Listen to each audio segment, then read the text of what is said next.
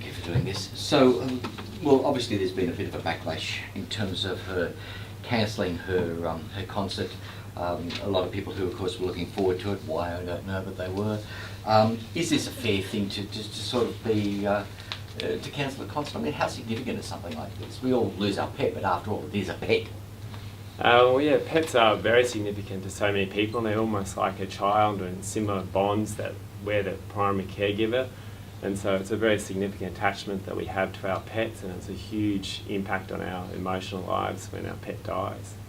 Why is that the case, though? I mean, if it was your mother or your father or an aunt or uncle, I'd understand. But I mean, let's be honest, it still is just an animal. We form really strong bonds with our pets. They're with us 24 hours a day, and they give us tremendous unconditional love.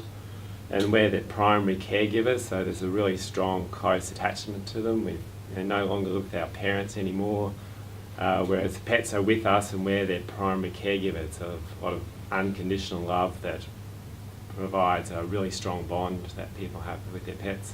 So when people are criticising her for cancelling this concert and saying this is a bit excessive, you would argue it's not necessarily that way? That's right. Not all people really understand that bond. If you don't own a pet, you won't really get why a pet is so important to you, but people who do have strong bonds to have empathy with other pet owners and realise it's so important to have time out when you're grieving. You're not going to function the way you normally would. So it's really important when someone's grieving a lost pet to give them the time and the space to grieve and to understand that they're suffering. See, that's the thing. If somebody hears a neighbour's lost their mum or their dad or whatever, of course, people rally around and there are kind words said. If somebody says they've lost their pet or the pet's been put down because it got too old or whatever, oh really? I used to like the dog, it was a nice dog, and that's about it.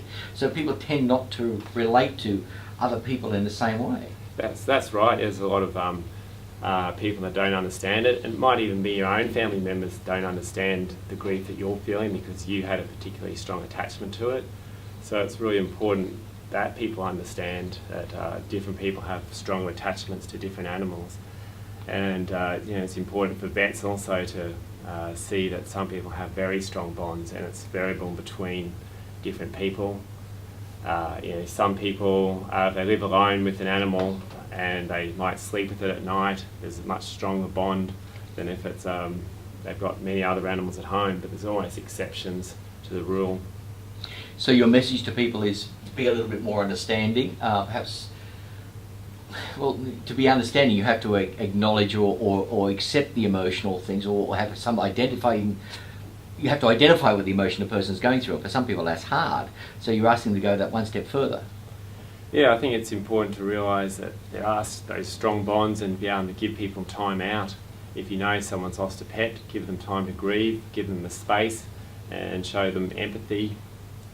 Goes a long way. People are suffering in this time, and a little bit of empathy goes a long way in supporting that person. It's a bit hard though when you've just paid $160 for a ticket to a concert and you've travelled down from Sydney down to this concert and you find out it's been cancelled all because a bloody dog has died. Yeah, I'm sure that fans would be upset about missing out on the concert, but if they really appreciate the pop star Britney, they would have empathy with her and realise that she needs time as well. Good, let's stop there. Okay, were you smiling on that? Huge smile.